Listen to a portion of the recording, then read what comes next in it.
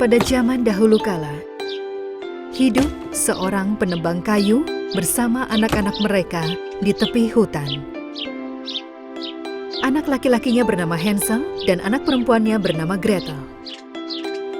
Istri si penebang kayu, ibu dari anak-anak itu sudah meninggal, jadi mereka harus melalui saat-saat yang sulit. Mereka keluarga yang sangat miskin. Mereka bertahan hidup dengan mengumpulkan daun-daunan dan buah-buahan. Anak-anak itu tidak pernah mengeluh tentang keadaan ini dan selalu berusaha mendukung ayah mereka.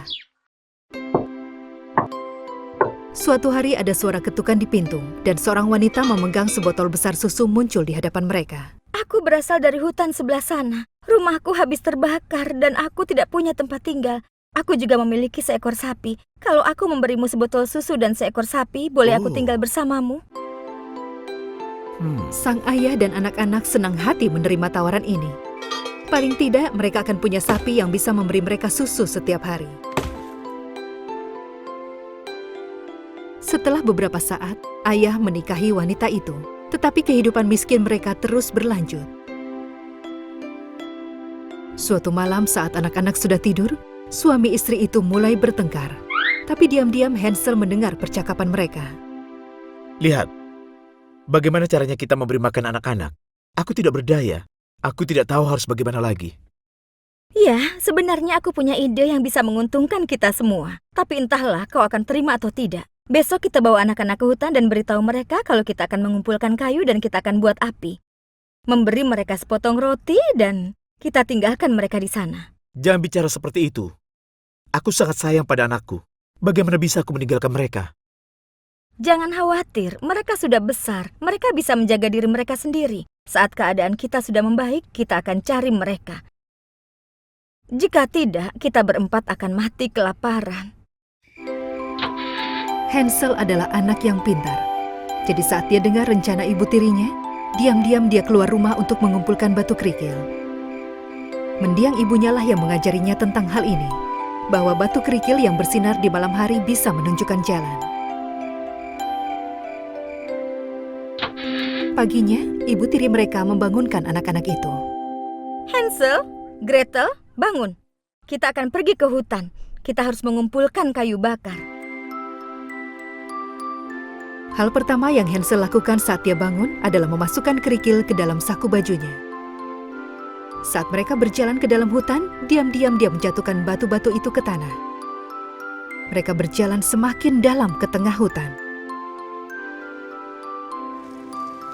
Ketika mereka berhenti untuk istirahat, ibu tiri dan ayah mereka menyalakan api unggun, meletakkan roti di samping mereka dan mulai berjalan pergi.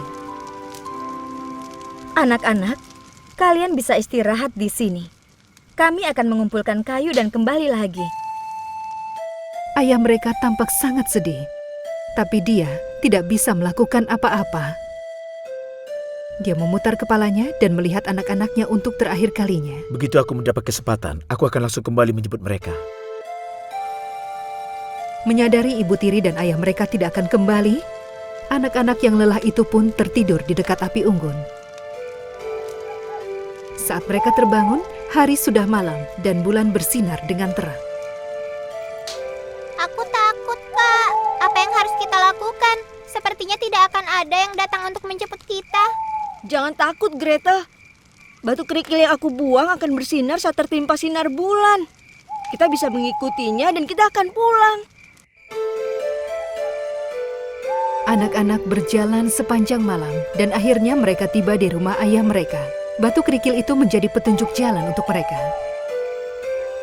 Ibu tiri mereka yang membukakan pintu memandang mereka dengan terkejut. Apa yang kalian lakukan di hutan malam-malam begini? Kami mencari dan tidak bisa menemukan kalian. Kalian pasti bersikap nakal dan sengaja bersembunyi, iya kan? Ibu tiri berpura-pura dan membohongi anak-anak itu. Sang ayah sangat senang dan langsung memeluk mereka.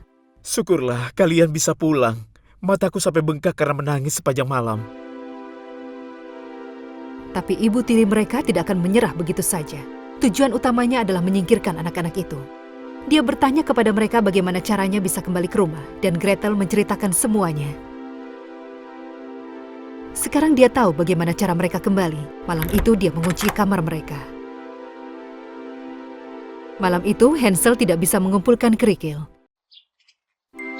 Keesokan harinya mereka kembali ke hutan. Kali ini karena Hansel tidak punya batu kerikil, saat dia berjalan dia menjatuhkan remah-remah roti dari saku bajunya. Hal sama pun kembali terjadi, dan anak-anak kembali menunggu di api unggun. Aku takut, Hansel. Sekarang sudah sangat gelap. Ayo kita pulang. Jangan khawatir, aku tidak bisa mengumpulkan batu kerikil, tapi kali ini kita akan mengikuti jejak remah roti yang sudah aku buang. Tapi saat mereka siap pergi, tidak ada remah roti. Karena sudah dimakan oleh burung. Tapi, mana remah-remah rotinya? Mereka mencari ke sana kemari, tapi tidak bisa menemukan jalannya. Tidak mungkin. Sekarang apa yang harus kita lakukan, Hansel? Pikirkan sesuatu dan aku sudah kedinginan. Baiklah Gretel, jangan khawatir. Pertama-tama kita harus menemukan tempat yang hangat. Bagaimanapun caranya, kita akan menemukan jalan pulang. Keduanya sangat takut dan lelah. Mereka menemukan sebuah pohon berlubang dan masuk ke dalam sana untuk menghangatkan diri. Di pagi hari, mereka berjalan kembali di hutan, tidak tahu harus pergi kemana. 2 hari pun berlalu. Kemanapun anak-anak itu pergi, mereka tidak bisa menemukan jalan pulang. Kemudian mereka melihat seekor burung di sebuah batang pohon. Wah, lihat, cantik sekali burung itu. Sepertinya dia ingin mengatakan sesuatu pada kita. Apakah menurutmu dia menunjukkan jalan yang benar? Ayo kita ikuti. Itu adalah seekor burung biru yang besar. Anak-anak melupakan betapa lelahnya mereka. Mereka mulai mengikuti burung itu. Mereka melihat burung itu mendarat di jendela sebuah rumah. Wow, rumahnya bagus sekali. Sepertinya burung itu memanggil kita untuk datang. Ayo, apalagi yang kita tunggu? Ayo, kita mungkin bisa menemukan makanan. Saat mereka mendekati rumah itu, mereka sangat terkejut. Rumah indah itu terbuat dari coklat, kue, dan juga permen. Jendelanya terbuat dari krim dan atapnya ditutupi oleh permen warna-warni. Mereka mulai menggigiti rumah itu dan mengambil beberapa bagiannya. Aku akan mengambil sedikit jendela ini, Gretel. Enak.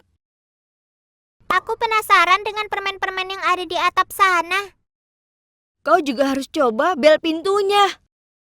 Dengan begitu, mereka mengisi perut mereka dengan kue, permen, krim, dan coklat. Hei, ada orang di sini? Yuhu, kami di sini. Tidak berdaya, mereka memutuskan duduk dan menunggu di depan pintu.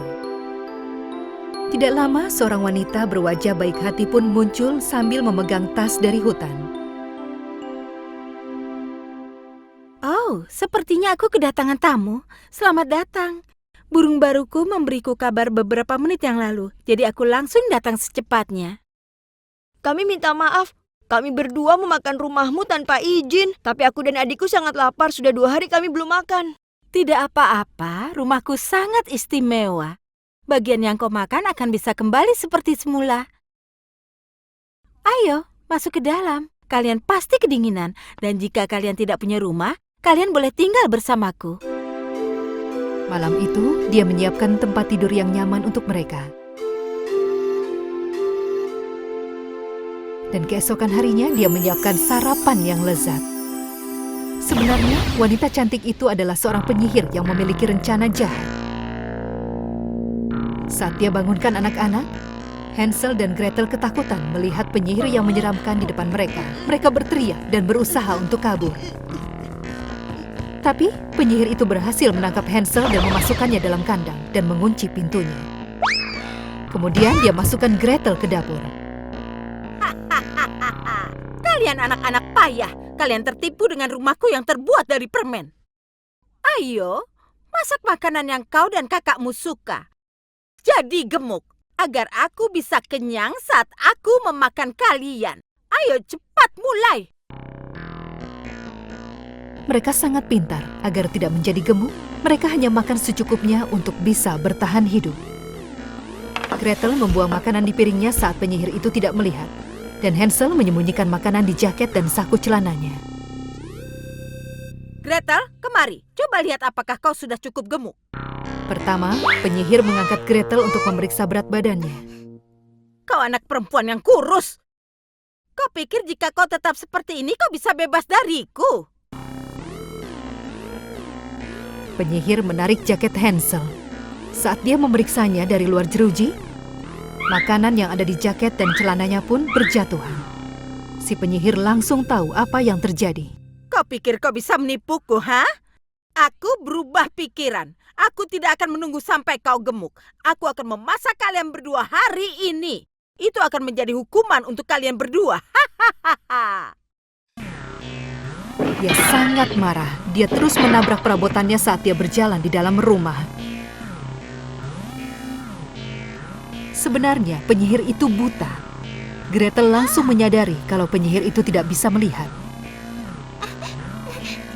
Dia berdiri di depan oven, menangis, dan membuat rencana bagaimana mereka bisa kabur. Gretel, cepat kemari. Coba lihat ke dalam oven besar itu. Beritahu aku apakah kayunya cukup? Api menyala dengan sangat panas, tapi Gretel menipu si penyihir. Apinya akan padam, Nyonya. Kalau begitu tambahkan lagi kayunya. Cepat! Tapi pintu ovennya macet. Aku tidak bisa membukanya. Dasar anak tidak berguna, kurus dan tidak berguna. Sini, ini sangat mudah. Penyihir membuka pintu oven. Panas kayu bakar pun mengenai wajahnya. Apa yang terjadi? Kau bilang apinya mati. Penyihir itu menjulurkan tangan ke dalam oven untuk mengetahui apa yang terjadi. Mengambil kesempatan ini, Gretel mendorong penyihir itu ke dalam oven sekuat tenaga. Saat penyihir itu masuk ke dalam oven, dia menutup dan mengunci pintunya. Teriakan si penyihir bisa terdengar sampai jauh.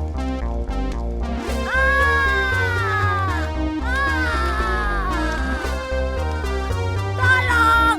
Tolong! Gretel membukakan kandang Hansel. Keduanya berpelukan dengan sangat erat. Mereka sangat bahagia. Adikku sayang, bagus sekali. Kita bisa selamat berkat kau. Gretel, ayo. Kita lihat apakah kita bisa menggunakan sesuatu di rumah ini sebelum kita pergi. Mereka memeriksa rumah itu bersama. Ada sebuah pintu kamar yang penyihir itu tidak izinkan untuk masuk. Saat mereka buka, mereka melihat sebuah peti berisi perhiasan. Hah, ayo kita isi saku baju kita. Kali ini kita punya perhiasan dan bukannya makanan. Mereka langsung pergi dari rumah itu dan masuk ke dalam hutan. Kemudian mereka menemukan jalan yang tidak asing. Akhirnya, mereka melihat rumah mereka. Ayah! Kami pulang. Ayah yang membuka pintu dengan gembira memeluk anak-anaknya. Dia sangat bahagia. Anak-anak, ayah punya berita untukmu. Ibu tiri kalian sakit dan meninggal. Selama ini ayah sudah membuat kesalahan besar dengan mendengarkannya. Ayah mohon maafkan ayah. Ayah sungguh merindukan kalian. Dan ayah sangat menyesal. Kami juga sangat merindukanmu, Ayah. Kami rindu rumah dan tempat tidur kami. Sekarang kita bisa melupakan segalanya dan kembali bersama-sama. Mereka mengeluarkan perhiasan dari saku baju mereka dan memberikannya pada ayah mereka. Ayah mereka kaget melihatnya. Apa ini? Kita sudah tidak miskin lagi. Kita kaya. Ayah, banyak sekali yang kami ingin ceritakan pada Ayah. Ayah sama sekali tidak tahu apa yang kami alami. Malam itu mereka duduk di depan perapian dan mengobrol sampai pagi. Hari-hari buruk telah berlalu. Sekarang mereka hidup dengan damai dan bahagia.